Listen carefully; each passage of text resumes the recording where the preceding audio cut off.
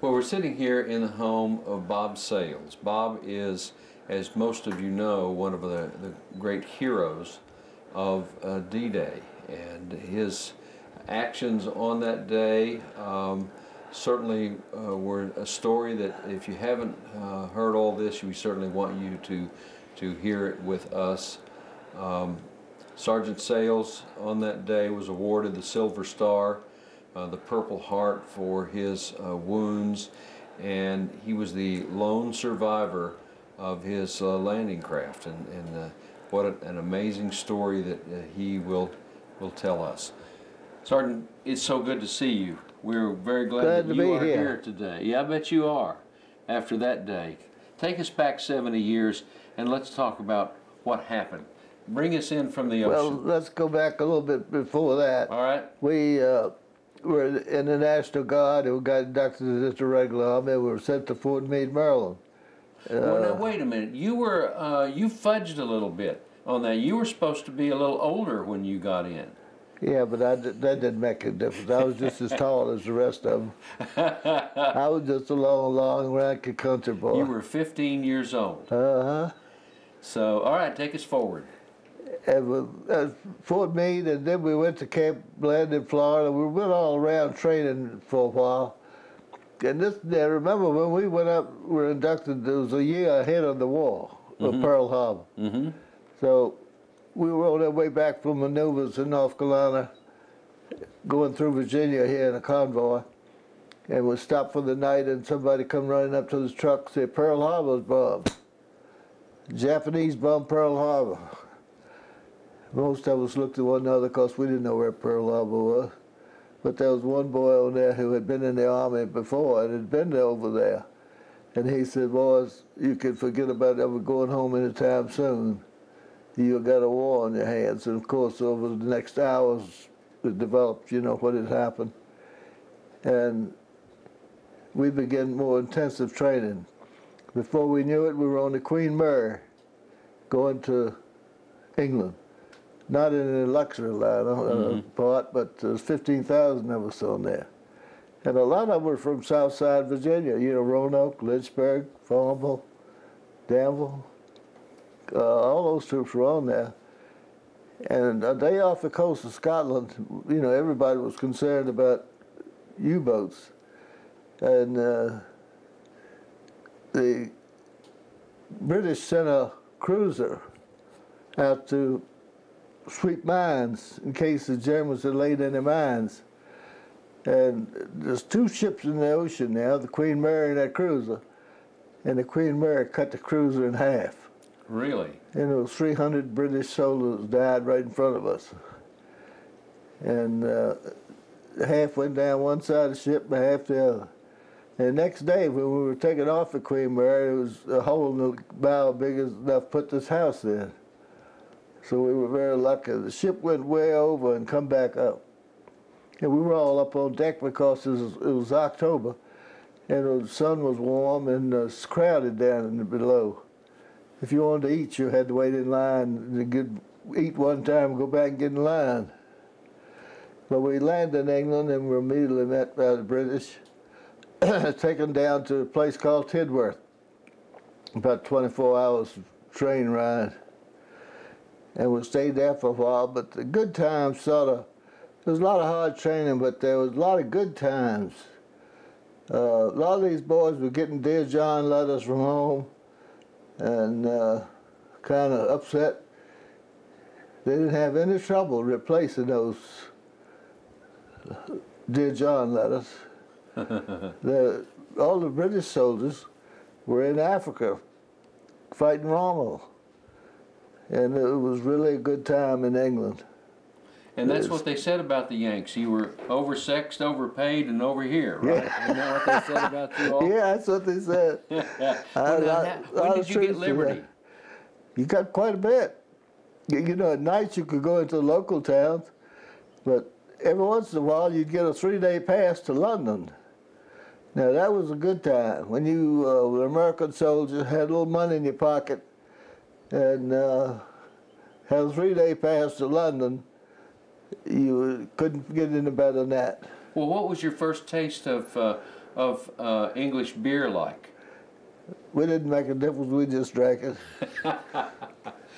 It was all beer, wasn't it? Mostly beer, very little. The bars would sometimes have a few bottles of whiskey, but they sold it out real fast.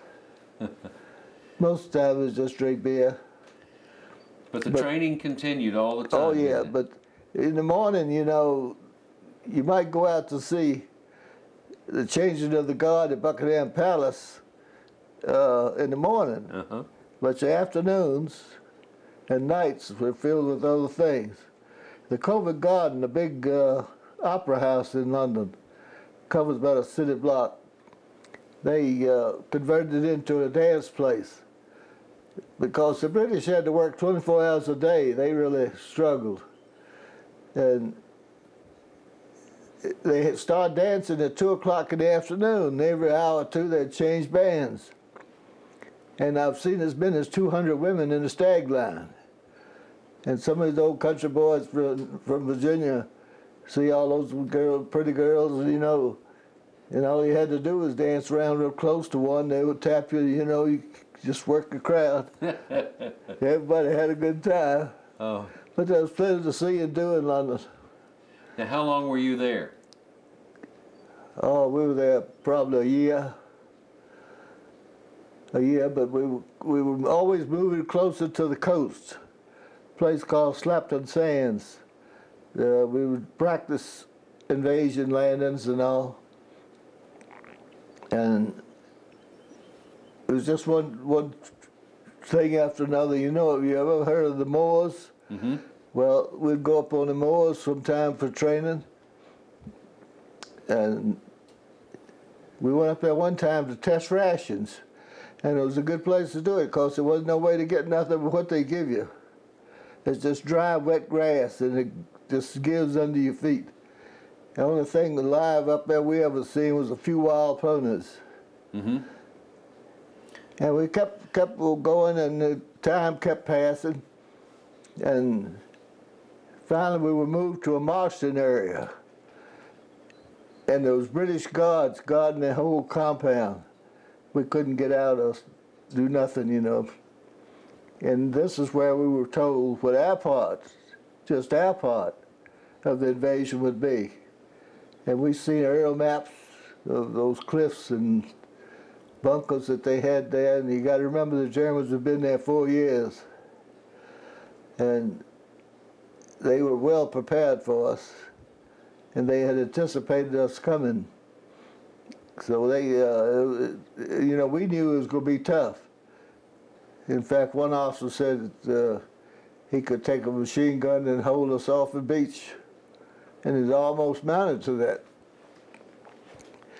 So we, after briefing there for 3 or 4 days, we were again told we were going to board a ship. And we were in combat gear, you know. We went on Weymouth, England. The ship's name was the Empire Jovelin. It was a British ship. And we put out to sea, and I think the invasion was scheduled for the 5th, but the sea was rough, really rough storm. And it was postponed until the 6th. And we were on that boat for an extra 24 hours. Did you get seasick? No. All the seas I've been on, I never got seasick, and I sure am thankful for that. Because that's really a rough situation. What happened then next? We were on the ship, and when they finally said we go tomorrow, that'd been June the 6th, everybody was up at 4 o'clock in the morning, and it come time to go. I went around to see everybody I could from Lynchburg, and was kidding one another, I'll see you on the beach, but I tell you, everybody was scared, but nobody was showing it. And then we had to go down rope ladders into the landing crafts. And we had 6 boats, B Company had 6. And we kept, as they landed, got loaded, they circled the mothership. And at a certain time, we all stretched out and headed for the French coast. And we were 12 miles out. and that sea was rough. They tossed those landing craft around. One or two of them sunk.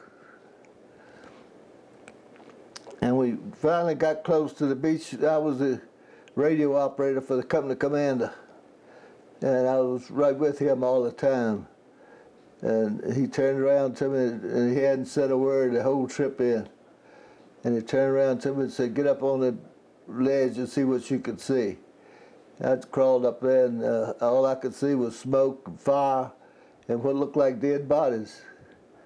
I dropped back down and told him, I said, "It's dead bodies, I believe." He said, "Something wrong." And about that time, the British coxswain told us couldn't take us in any further, that he had to drop a ramp. And when he dropped the ramp, the captain was the first man off, and they hit him, and he fell in the water. And my friend Dick Wright was second off, and a medic was third, and I was fourth. When I went off, the boat ran up and kind of threw me sideways. I went off the side of the boat. And I had all that regular gear like everybody, but I had a 35-pound radio with me. And I had rehearsed in my mind what to do if this situation arose. And because I knew that radio would drown me. And when I got to the bottom, I had not buckled it, and I just peeled it off and left it right there. And I come up, and the captain was up and hollering, "I'm hit, I'm hit." I started towards him, and when he went down, I went over there. When I got there, he was a short man, and he was in water over his head. When I got there, I could see blood boiling up from down underneath. So I said, "There's nothing I can do for him. I got to save my own self here." And it took me. I looked back, and the rest of the men coming off the boat was just being cut down. It was just a slaughter. And the reason the Germans fortified that area so, it was only one road off the beach. It was all cliffs, and there was only one road going up to the town of Verville-sur-Mer, which was maybe a half a mile away. And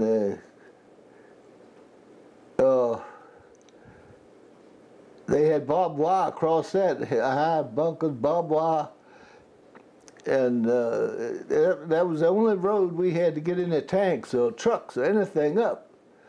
And that's why they fortified it. So it was really a killing field there.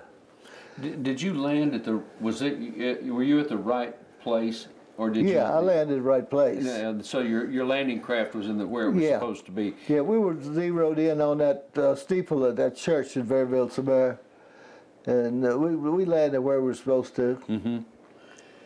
But that was the bad part, I think. Yeah, well, so what happened after this? Your officers were killed, and you're now off the boat. What happened? I crawled in the sand, and when I got up there, my friend, the sergeant, whose picture's on the wall up here, he wasn't dead, and he raised up on his elbows and said, "Help me." He evidently seen me, and he said, "Help me, help me." About that time, a sniper hit him in the head, and his face just dropped down the sand. And I just buried my face in the sand and waited for mine, because I knew he seen me too. This was a sniper. This wasn't a machine gun. This was a sniper who was there taking care of the ones the machine gun missed. And when they I was just buried in it, just covered my head, knowing I was going to get it next. And that's when I realized I didn't know the 23rd Psalm. But I learned it right quick.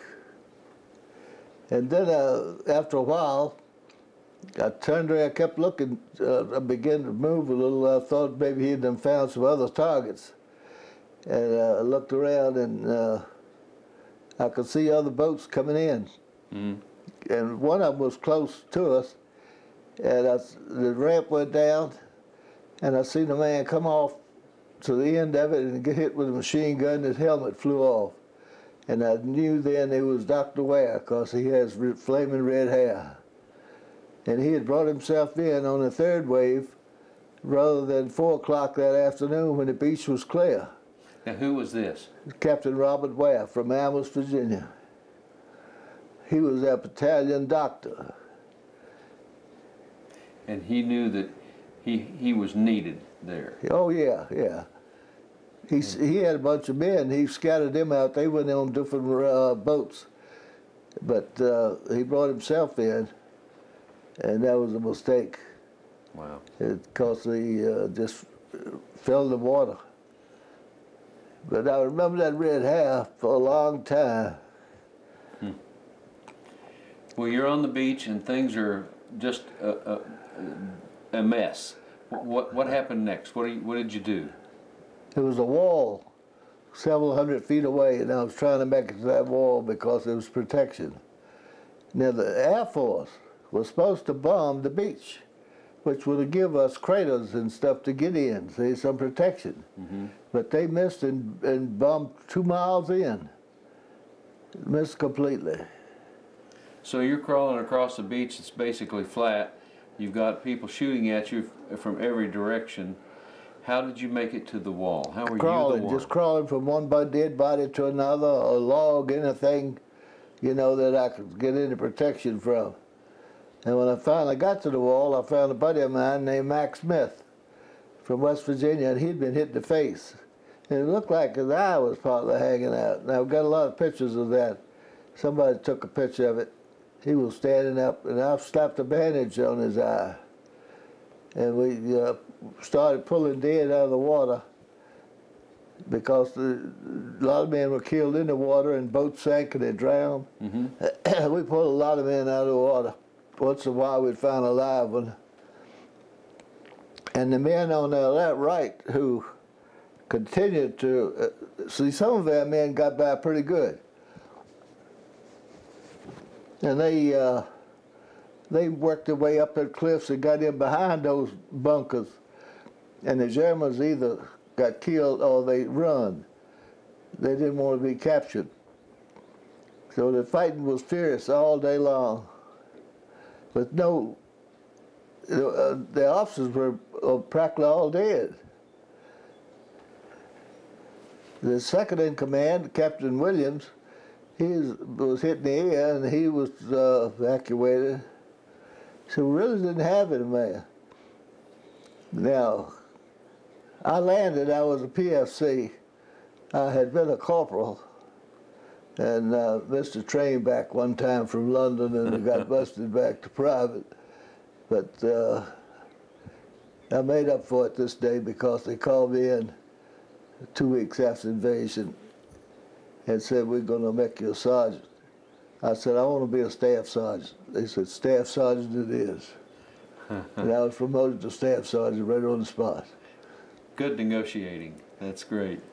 Well, and because of the casualties and everything else, but also because of your heroism and bravery on that day, you were promoted to staff sergeant. That's pretty spectacular.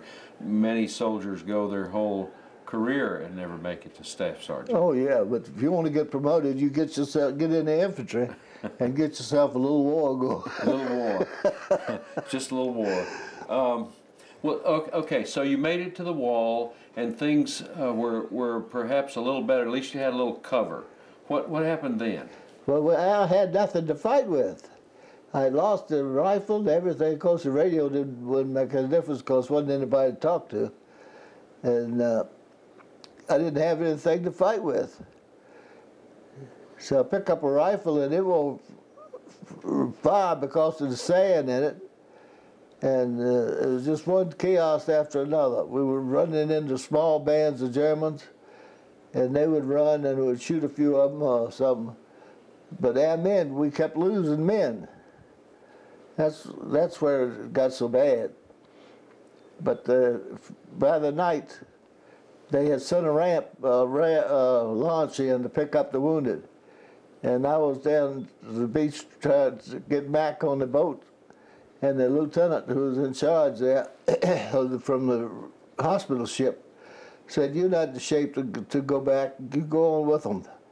So I was taken to the ship, the hospital ship, right out there a little ways. And the ship was going to England as soon as it was loaded with wounded. And after I got there, I found a bunk, and a doctor come around later. He gave me some pills, and I went to sleep. Next morning I woke up, and the doctor here was. I said, "Doc, I got to go back. My company's in bad shape." He said, "We're going to England as soon as we get fill this boat up." I said, "I can't go with you. I got to go back." And he said, "Well, you go get killed if you go back." He said, "Stay till tomorrow and I'll look at you again." So the next day he come around, next morning. I said, "How about it, Doc?" He said, "Well, you go on back in if you want to get yourself killed. But we're going to England and you could go with us." I said, "No, I don't need to go now." And I went up on deck, and they were bringing wounded from the beach in those launches. And there was a pile of stuff where when you come on, you just left your rifle, your belt, pistol, everything. You just put in the pile. So I outfitted myself and got a ride on that launch back to the beach. And when I got to the beach, there was a recon outfit there for gas. And I said, "How about give me a ride? I got to find my company." And the next day, I found B Company. They had been pulled off the line to get new men and new equipment and get it organized. You know, everything was in terrible shape. Nobody knew nothing. And I found B Company, and they thought I was killed with the rest of them on that boat. And they all come running out. Said, "We thought you was dead, man." I said, "No, not yet." And a few days later, we were committed back to the front. And man, it was tough. Great. They had hedgerows, Germans on every hedgerow, and we had to go over the hedgerow to get him. Didn't have no tank support much because they couldn't operate in the tank and around that terrain there. Germans didn't want to give that country up, did they? No. No, and it was that country all the way to St. Lo. And we didn't get to St. Lo until middle of July. But once we got to St. Lo, there was flat country and then roads, much better than the Normandy area there. It was terrible fighting in that country. Mm-hmm. Did you did you have a chance to see General Patton during that process, because he was bringing his tanks in? And no, I never did. He wasn't. But I saw him when we got up into Germany.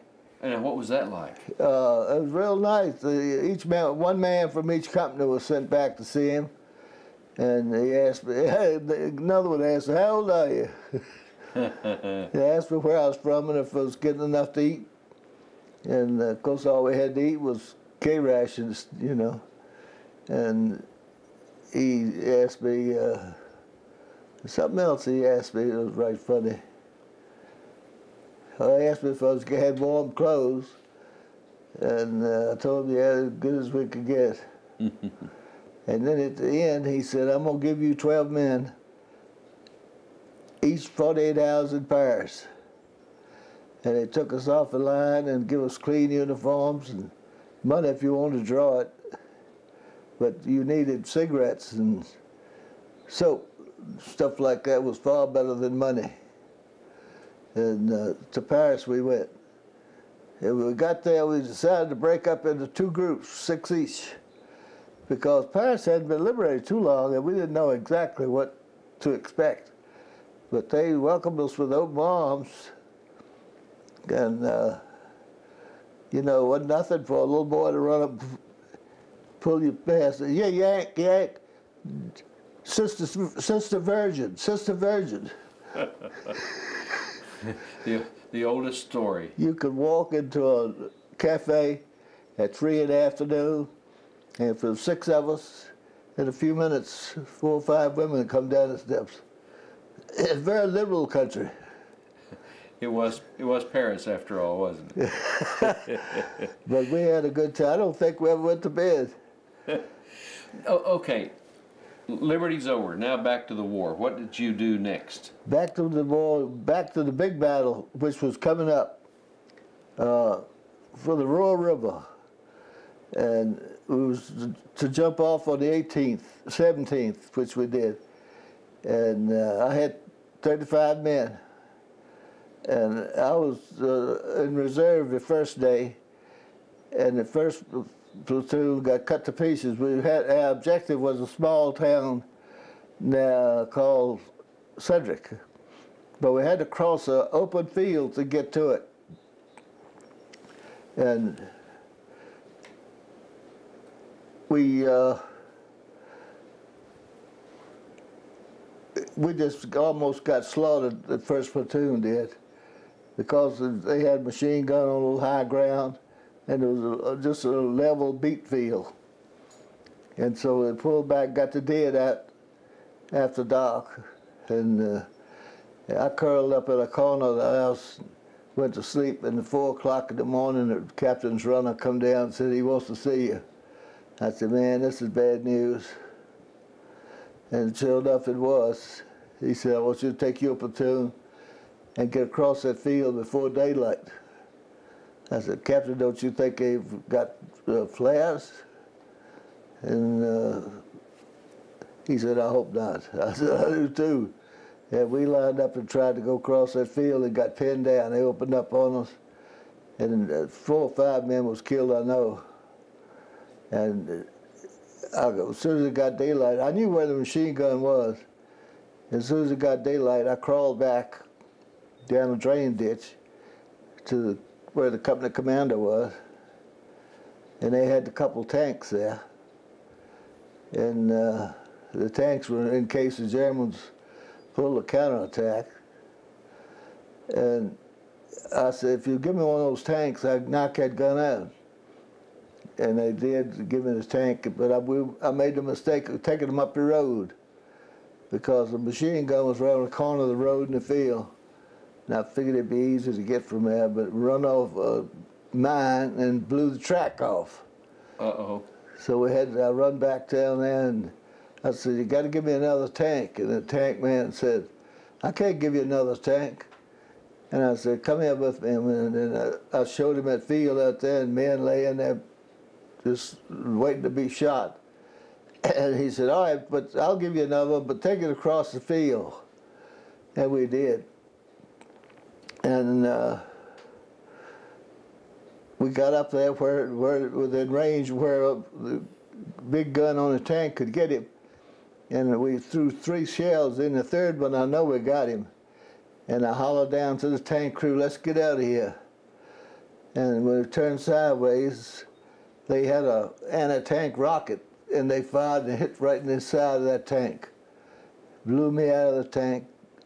And I still can't understand why I wasn't killed, because that much explosion right there when I was standing, it killed him in the tank, because it ricocheted through. And it blew me out of the tank, and I hit the ground, and balls of fire rolled out of my eyes, and I felt I had to roll away from the tank. I thought it would explode. So I rolled away from it. And then I felt warm blood, what I thought was blood, and I thought maybe half my head was taken off. I didn't know. I didn't know the way to find out. And a little while, the men, when we knocked the machine gun out, my men attacked and took the town. But it didn't do me no good. The medics come up and got me, and I couldn't see nothing. I was in bad shape. I was cut on my back and on the one on the head, but neither one of those men did anything. It was shrapnel in both eyes.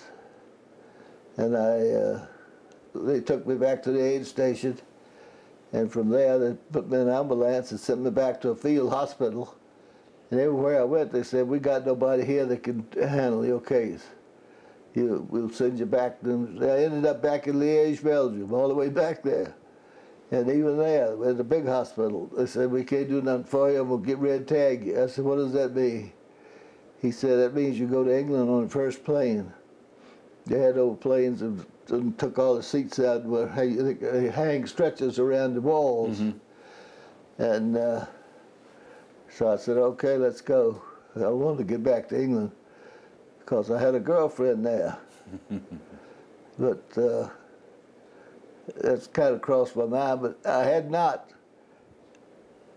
thought of anything of being blind. It looked like I was just so glad to get off that front alive that I was glad not, I didn't think of nothing else much.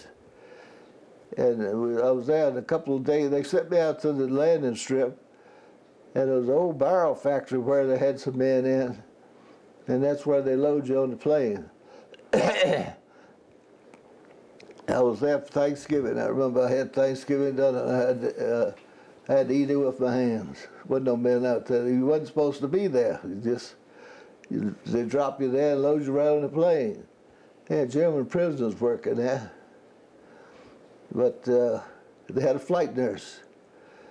And when she was telling us people where she wanted so-and-so, and she got to me, she made the big error of the word I didn't want to hear, I guess putting in the back of my mind, I want the blind sergeant in the back of the plane with me.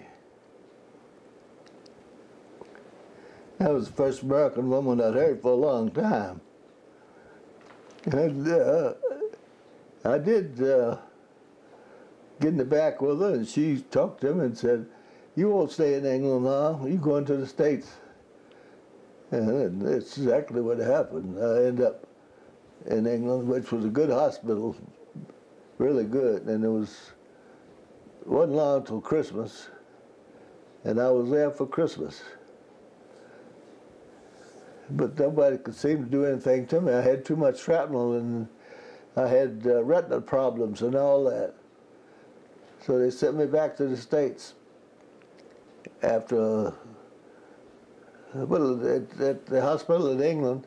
At that time, you had to have a pass to travel, and my girlfriend couldn't get a pass. Her trip wasn't necessary, they said. So I never got to see her again. It was 50 years before I saw her again. Can you believe that? Wow. Anyway, they sent me back to the States to a place called Valley Forge. It was an Army hospital, and it dealt only in eyes and plastic surgery. And when they sent me down from New York on a train, and when I got there, I just knew I was in a good place. Everybody, I had 3 doctors looking after me. They assigned me a whack to take me in where I wanted to go, to PX and everything. See, I was fine physically, except that I couldn't see. I didn't have no other problems at all. And that whack was good to me. One morning, a couple of the other boys, they were all combat boys in there, blind and partially blind and everything. And they come in my room. And they said, "Sales, we got a problem." I said, "What's the problem?" They said, "Well, we're going to fix it." I said, "Fix what?" He said, "You got the ugliest whack on the ward. And we're going to change that." So I said, "All right, but I'm pretty well satisfied with what I got." That's funny. But, I made a mistake. The company commander who went off that boat ahead of me lived in Philadelphia. And after the war, quite a few years after the war, his family come down here to see me. And they just were great. If I'd have known them then, they would have been out there and really took care of me. But when they come down here, they offered me, they had a summer home in Atlantic City. And they said, "We'll let you have that home for a week, just everything furnished." They were quite rich people. And I never took them up. I should have. But if I had known them when I was in that hospital, I would have did pretty well. And I had another case that come up a little bit strange. The head nurse come around. I'd been there a while. And she said, everything going all right? I said, yeah, pretty good. And she said, I just want to make sure nothing going wrong or anything, and we're going to take good care of you. I said, yeah, you're doing that. And she said, anything you want? I said, well, you know, I was fighting that war over there for a good while, and I'd like to hear some music. She said, what do you mean? I said, well, I keep hearing about this nightclub called the Latin Casino down in Philadelphia. She said, yeah, I've been there. I said, I'd like to go. She said, well, you could go, but you'll have to go with a guide. Now, a guide is just a guy who goes along with you and takes care of you, you know. Mm-hmm. He's just your guide. So I'll look into that. And a couple of days later, old boy come around and said, we're going to Philadelphia tomorrow. So I put on a clean uniform and medals and all. Off to Philadelphia we went. Got down 30th Street Station, and he said, you stand right here. I got to go over here and see what time the train goes back. So I was standing there, and a woman come up to me and said, God bless you, look what you've lost. And put something in my hand. And I said, thank you, ma'am. And she disappeared. A few minutes, the old guide come back, and he said, we got to be back here at 10 o'clock. I said, all right, what's this in my hand? He says, $10. Where'd you get it? I said, I don't know, but if you go on over and stand out of the way, I can make enough to pay the damn blood bill here tonight. That's great. But we didn't have to pay the bill. There was a woman sitting there not far from us. She wanted to pay for the food. And that whiskey just flowed in. I bet. Had a ringside seat, table. That's great. But the next, at night, it was back to Philadelphia, back to Phoenixville in the hospital. And I stayed there for a year. I was in the hospital about a year and a half altogether, and I was there about a year. But I had one thing going there. The government had hired quite a few girls about my age at that time, and they were doing the last 6 months of training there. And the government paid them. And they were not Army nurses. So a enlisted man couldn't go out with a nurse, an Army nurse. They were lieutenants. But these young girls were wide open, you know. And we used to date a lot of them, had a lot of good times with them. Once we got some sight back, you know. Now, when did you get your sight back? How did that work? I'd been there for a while, not too long, and it got me some sight back, enough to travel around with. Wow. And then you were, the Army muster you out from the hospital? Is that where you... Yeah, I stayed in the hospital. They called me to a meeting one day, and after I'd been there a long time, and they said, 3 doctors were there that worked on me, and they said, there's no point in us operating anymore, although we will if you want to go through it. But if you'd like, we'll give you a discharge and you can go home. I said, I'll take the discharge. And I did. Wow. Now, you, since then, lots of things have happened. You've had a wonderful life. You've had a great career here in Amherst County. And just recently, though, you had a surprise from the French government. Tell us about that just a little bit. Yeah, that was French Legion of Honor, and the French president presented to 6 of us from all over. The other one from Virginia, I think, other than me. Anyway, when I got notice that he was going to do it, and the time and date now in Washington, Arlington, I thought, well, maybe somebody will want to go with me. So I rented a limousine, 12-seat limousine. And I would begin to pass around, and first thing you know, I was way over. Everybody wanted to go. So I took 6 of my family and 6 friends of mine, and we just filled it up in no time. So I had to go rent one 18 passenger. That cost me a right good penny. Yeah, but you only go through this once in your That's right. lifetime, That's what I thought. so. He's never going to do it again.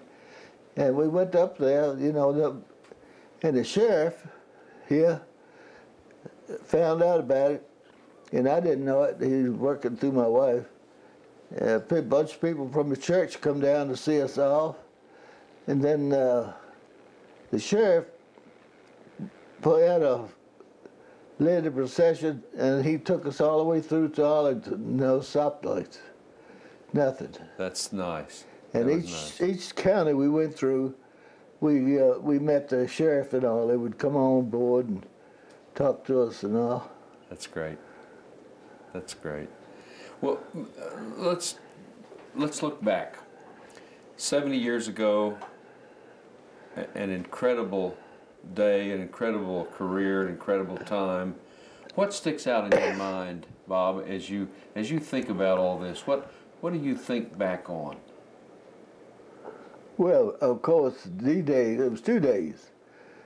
The first day, D-Day, and the last day, when that shell got my eyes. Oh, there are 2 days to stand out.